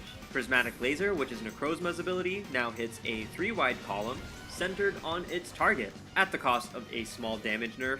But overall, this is going to make Necrozma a lot more consistent and a lot better. It's always been strong and a great synergy filler, but its ability would whiff pretty often, especially when players positioned around it. Hisuian Zorua no longer appears in normal regions, only ghost regions. That's going to help Dark quite a bit. Skorupi's line got a small HP nerf. Galarian Moltres, the smallest damage nerf. Obstagoon's ability Obstruct got a slight rework, but its PP cost also decreased. Scorbunny is now a ranged unit, at the cost of some of its defense stats. Charcadet now gains armor as a reward for beating Mewtwo and Mew. I think that's warranted, both forms were really strong. Armarouge especially, whose ability got a significant nerf. The ability's number of bounces used to scale with ability power, but that is no longer the case, so it can no longer one-shot everything with a single ability cast, but the projectile now does slightly increased damage. But overall, this is a huge nerf, and I'm very happy to see this. Yanma got a small nerf to its passive speed gain. Trapinch's line got a pretty significant nerf to its defenses, but Trapinch slightly better HP, whereas Vibrava has slightly worse. Tropius's gourmet dish is now 3 berries instead of just 1. That is very welcome, as it was a pretty poor choice for a gourmet chef. Vanillite got some nice stat buffs, and its abilities Freeze no longer scales with ability power. I think this is a warranted and very healthy change, because its reworked ability was previously a little too good at locking down a carry. Mega Sableye got some slight stat nerfs, but it's definitely still worth evolving it. It was just a little bit too strong. Bidoof is now an ad pick, but it did lose its wild synergy in place of some stat buffs, and its ability now does 25% of its target's max HP in true damage. I think this makes its early game definitely worse, but it can now fill a pretty cool role in the late game. Gliscor got a pretty interesting nerf. An initial stack of poison still causes it to heal itself, but now every additional stack will cause damage instead of healing. That definitely hurts a lot, but at least it won't feel as bad if you're running a poison team and a single Gligar just completely shuts down your team. Natu is now a rare Pokemon. That's 3 cost, and its stats have been adjusted accordingly, and Mime Jr. is now 2 cost. Goldango, a small stat nerf, definitely warranted. Because the conditions of obtaining Goldango are pretty easy, its stats should definitely be more in line with other unique Pokemon. Petrarun's ability now possesses instead of locking enemies. A very nice rework, I think that makes it a lot better. The ability Retaliate, which is a human TM, as well as Lillipups, has gotten a slight damage buff. Pretty insignificant, but like I said, field stocks are rising. Unknown G and Unknown T will no longer appear after stage 20. However, Unknown R and Unknown T will appear before stage 10. If you didn't know, certain unknowns wouldn't appear at certain stages in the game, because like, what's an egg gonna do for you at stage 25? These are just some further changes to the unknown distribution. Unknown P and Unknown W, their effectiveness now scales with the stage level. Unknown F only fishes twice now, so no more early school form wishy-washies, at least not without a Ditto. Tapu Fini's ability got a small nerf. Even with this nerf, I think it's still going to be very strong. Plusle and Minun, a small speed nerf, as well as their damage being halved when they're alone. Absolutely warranted, and I think these guys are still going to be very strong. They'll just fall off sooner than they did previously. Roaring Moon's projectiles deal a lot less damage to the Pokemon that are hit along the path. I still think it's going to be very strong. It still has the same counters, and those counters are going to be even better against it. But overall, I'm still going to be excited when I have Roaring Moon on my team. Gallade's ability got a buff, and remember Gallade's ability hits 3 times. It's even better now. Deoxys normal form's ability, slight damage buff. Mewtwo got a slight PP reduction, very nice. Mew is slightly faster. Smoochum's line got a small special defense buff. Jirachi's ability Doom Desire got a small buff. It now restores to max PP if it gets a KO. Capsay Kid got a small nerf to its PP. Remember when Capsay Kid came out and I said that it would just be a synergy filler? Boy was I wrong. Capsay Kid is the face of Gourmet Synergy, and even with the nerfs that it's receiving in this patch, I think it will remain so. Metronome now has some scaling with luck. The more luck you have, the greater chance the ability you cast will be of a higher rarity class. So with higher luck, you're more likely to use Kyogre's ability instead of Rattata's. Tynamo's line got a small PP buff, but its ability's healing no longer scales with ability power. Arceus and Kecleon will now always be a Dragon first if Dragon is one of your most active synergies, and they will actually double their secondary synergy. These things have always been a nightmare to use in Dragon comps. The synergy mechanics were always very tricky, and they still will be, but at least now they'll actually be able to double a synergy and be more useful. So overall, very nice to see for Dragon enjoyers. Bruxish's, that's actually pretty hard to say, Bruxish's. Bruxish's ability now deals damage after it reduces stats, and it does 80 special damage instead of 100 physical damage. Overall, I think that makes it a little bit better though. The dog form of Zygarde's ability got a slight nerf to the amount of defenses that it reduces, but it did get slightly nicer ability power scaling. It's not going to be too significant. And a bunch of abilities, or parts of abilities that previously did physical damage will now do special damage instead. We've already mentioned Bruxish, but Rapid Fire, the rest are Secret Sword, Extreme Speed, Psy Strike, Land's Wrath, Strength, Scale Shot, and Behemoth Blade. In almost all cases, special damage is more useful than physical damage, so I would consider all of these changed abilities to be very, very small buffs. Okay, that's all the changed Pokemon and abilities. We can now move on to synergies. The later stages of Dark have gotten a small nerf, still definitely a completely usable synergy, just going to be slightly less potent. In Water, fishing for Feebas is slightly easier. I like this. When people run Water, we see a lot of Gyarados and we see a lot of Wishy-Washy, but rarely do we see Milotic. It's still likely going to be the least seen of the three, but overall I think this is a nice change for Water 6 enjoyers. But let's talk about Aquatic Synergy. Vertical Aquatic is now kind of a thing. There is a new level of Aquatic Synergy at 8, in which waves will hit every 8 seconds for the entire fight, and the first Aquatic Wave will spawn a Surfing Pikachu to fight alongside you. And this is nothing like a regular Pikachu, it has the stats equivalent of a legendary Pokemon. It also has a fairly strong ability in Surf, which is a dash ability that hits everything along the way, and every Aquatic Wave will fill Surfing Pikachu's PP bar, and if it's able to survive for a long fight, it's just gonna constantly cast. I'm really excited to watch Pikachu just drop in, ride the barrel, whoop-ha! Just get pitted, dude. So pitted. Alright, next let's talk about Fossil Synergy. Fossil Synergy no longer heals when they are knocked out for the first time. They will instead gain shields, which is still very good. In fact, if you have a source of healing, and you're able to heal back up to full health and retain all those shields, it can even be better in some cases. However, in most cases, this makes Fossil a lot more vulnerable to things like flinch and protective pads, and overall, I think this is a healthy change that opens up more opportunity for counterplay. It is, however, nice for Fossils that they gain a small damage buff. I am definitely interested in seeing how well Fossil will perform with these changes. I suspect it's still going to be very strong, just not an instant pivot for everyone as soon as a 4th Fossil unit is added into the game. And yeah, that's all the changes to synergies. I can't wait to play Vertical Aquatic. And now, let's talk about all the item changes, and there are a lot. Firstly, there's 2 new artificial items. The first is Berserk Gene. Berserk Gene gives Monster Synergy, but also causes its holder to be confused if you have Monster Synergy active. Conceptually, this item is 10 out of 10, fantastic design. However, if you don't have Rune Protect, I think this item is actually pretty bad. With Rune Protect, it's fantastic. Monster is a great synergy to be able to splash onto any unit, but you'll really need a way to deal with that confusion. Flame Orb and Toxic Orb are items that can be used without Rune Protect, but I don't think that's going to be the case with Berserk Gene. If you can't find Rune Protect, it's probably better to just use this as a 5 attack bump and avoid Monster Synergy at all costs. In conclusion, Berserk Gene, a very high ceiling, but tricky to use. The next new artificial item is Surfing Board, which gives Aquatic Synergy. It also gives 30 speed, so even if you don't have Aquatic Synergy, it's kind of useful. With that being said, Aquatic is the best side synergy in the game. There are a good amount of Aquatic Pokemon in the shop pools, so definitely use Surfboard as an incentive to splash Aquatic 2 if you can. And additionally, the holder of the Surfboard will cast the ability Surf, which is Surfing Pikachu's ability, and the damage of the ability will be based on how far into Aquatic Synergy you are. Not the most impactful thing, but definitely nice to have an additional chunk of damage. Just another great way to get pitted. But let's move on to Punching Glove, which now deals physical damage after all computations. So rather than being lumped into every attack, everything else is going to be computed like critical hits and fairy synergy. And then after all of those on-hit effects, punching glove will be computed. This means it is a completely separate instance of damage. Things like fighting synergy will be able to reduce its damage. Muscle bands will be stacked twice. Overall, it's going to be a lot easier to understand and less abusable by things like fairy synergy. This was one of the quote-unquote overpowered combos I talked about in my last video. This combo no longer exists, but overall, the item is still pretty good.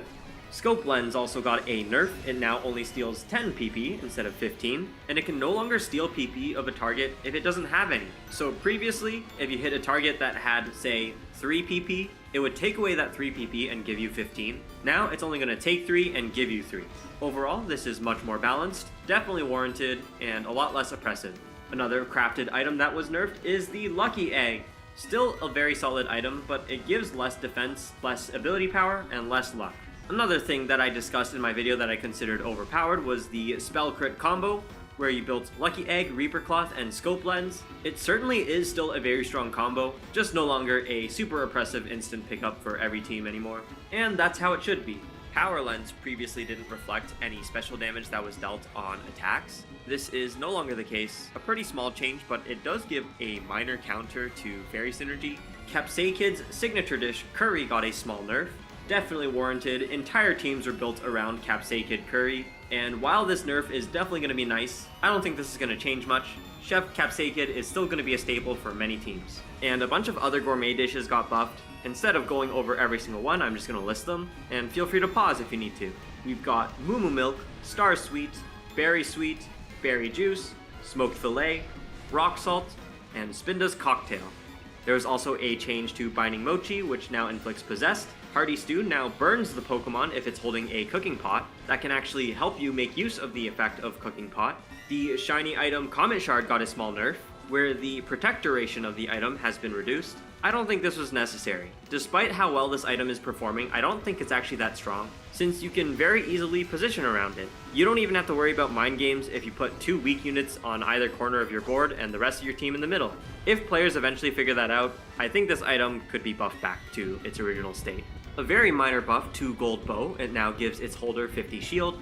Absorb Bulb has increased defense and special defense. Repeat Ball has reduced amount of rolls needed for finding unique and legendary Pokemon. Gold Bottle Cap no longer gives you crit chance on every gold save, but there is a new formula for luck that we will discuss in a bit. But first, let's finish up the items. Magmarizer now has 3 attack instead of 5 attack. Big Nugget only gives 2 gold instead of 3. Gimme Ghoul Coin no longer always gives an extra gold, but now you always gain it for free whenever there's a Duskull carousel, and I think this is fantastic. Don't get me wrong, I love the Gimme Ghoul Coin, and I feel like most people would pick it up always, but personally I eventually felt like this was never worth picking up, unless your team was doing really well and you had good health and most other players also picked it up. But just the fact that it took 5 rounds minimum to pay for itself, and also the fact that you had to lose 10 gold to acquire it, as well as save an extra 10 gold to get that extra interest activated, I feel like it would more often slow your team's growth than help you out in the late game. And when you were behind, you always relied on going first in carousel rounds, but going first in a carousel round to probably not pick up an item that wouldn't help you if you got it anyways.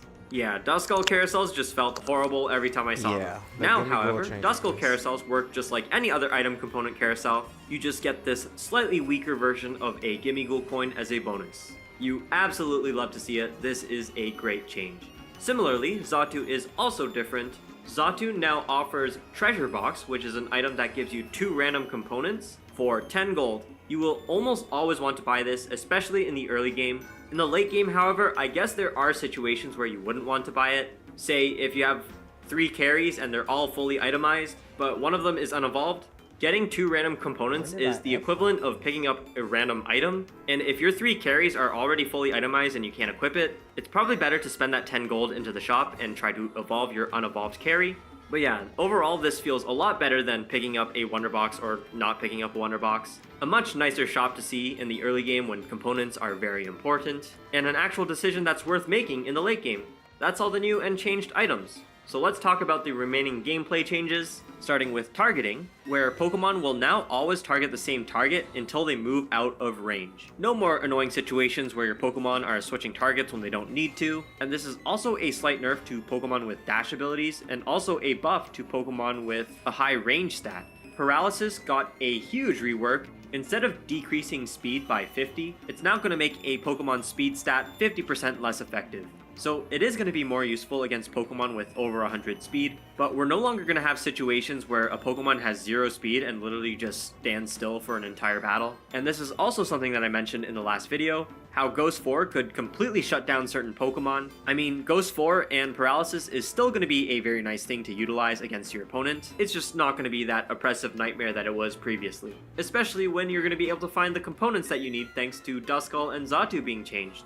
The Enraged status got a slight nerf. Instead of gaining 100 speed, it now only gains 80 speed, and if a Pokemon is asleep or frozen when they're enraged, they will come out of that status a lot quicker. That loss in 20 speed is the main thing to look at, but 80 speed is still plenty, and Enraged is still an absolutely fantastic status to have. Crit chance above 100% now only gives 1 crit power instead of 2 crit power. Outside of Dark Synergy, this doesn't really have too much impact, just overall kind of further nerfs Dark and their attack's burst potential. The Sableye Carousel encounter got a slight change. Sableye now appears for all players at the same time, and when you scare away the Sableye, it will give you 1 gold. So, leave your items unequipped and stay alert because you can get some free gold this way. Seems like everyone absolutely loves this change, and while I wasn't the sole reason that this change was made, I was the one that made this exact suggestion, so I'll take a little bit of credit there. You're welcome. And last but not least, Luck now has a new formula. I'll throw them on the screen if you're a math nerd and would like to analyze it, but overall, Luck is going to be more potent for low percent chances, and a lot less potent for high percent chances. And that's pretty much it, at least in terms of gameplay. There's a bunch of other miscellaneous changes. The boosters and collection system is a lot more generous. There's a bunch of new titles you can achieve. There's a little Poke Guesser game that you can play with. But that's pretty much it. I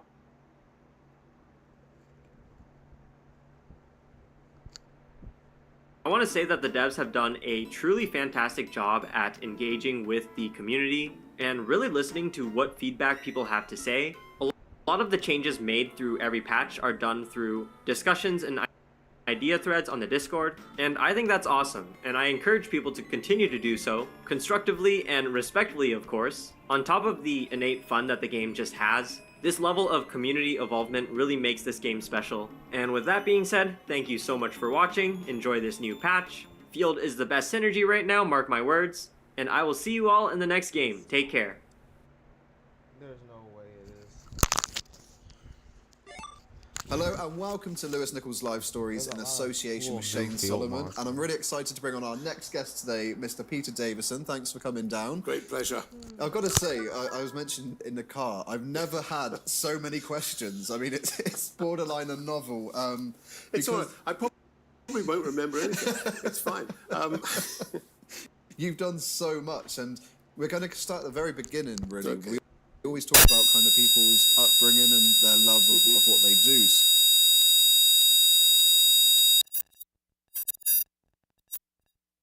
So, what was your earliest memory of performing for you, and the kind of love of that? Of performing? I don't know really whether I was very into performing early on. My sister, my older sister, was rather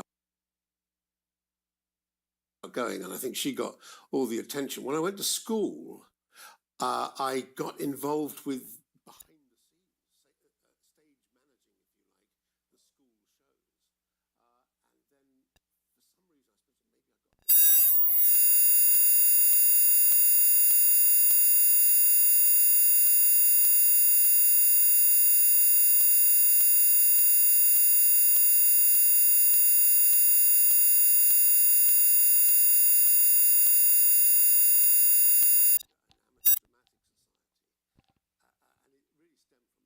I suppose maybe I got... was failing all my exams at school. And really, well, yeah, because I think I took 5 GCSEs, GCSEs they were called in those days, and I got 1. And so it didn't look good for me. Most of the people at my school, which is a comprehensive school, would be funneled into teacher training colleges. I don't think in my time really anyone went to university from my school. But I had no chance of even going to teacher training college, so I thought I'd apply for drama school, and by some miracle, I got in. But I doing amateur dramatics. What were your family's reaction when you said, look, this is the kind of path I want to go down? Were there the conversations where, why don't you maybe try this instead or get Really hadn't. My father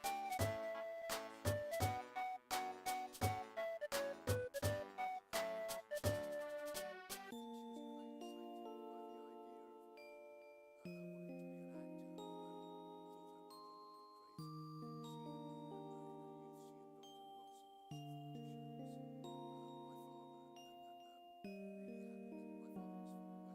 Indies. He was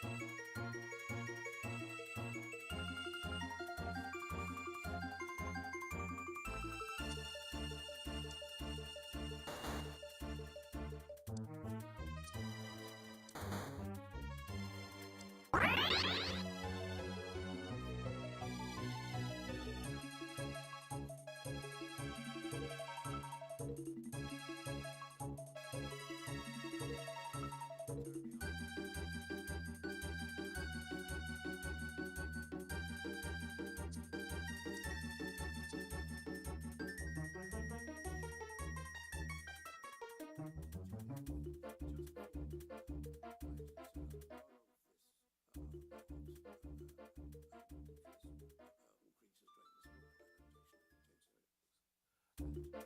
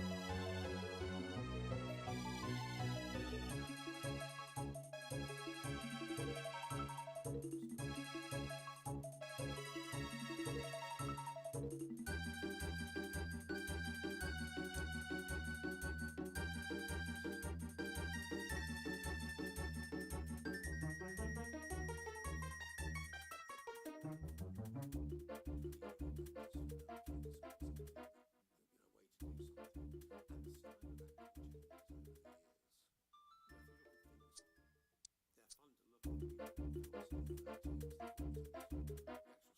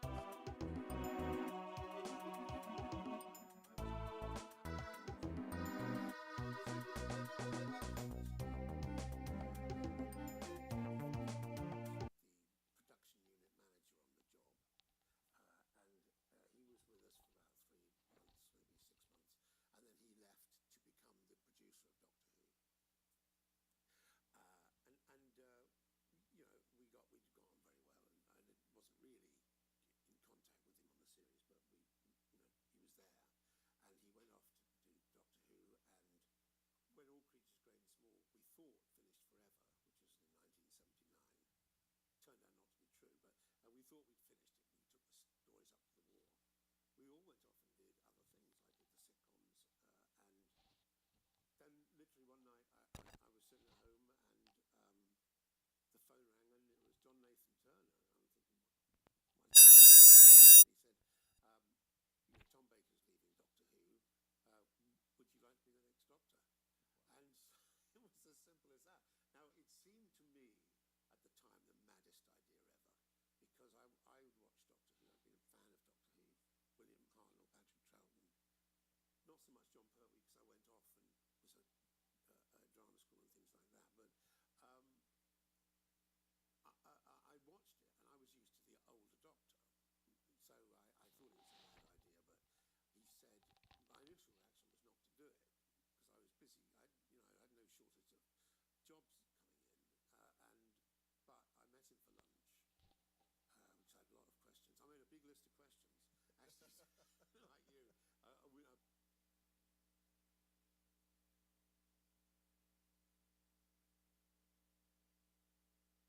Then he basically got me drunk, and I said yes before we got to dessert, and that was it. I then thought, oh no. I felt it's not a job you can turn down in the end. It's like The Godfather. They made me an offer I couldn't refuse, because the etiquette in this business is if you've turned down a part and someone else takes the job, you can't really go around saying, oh, I was offered that job first. Yeah. So I knew I had to keep, if I was going to turn it down, I had to keep quiet about it.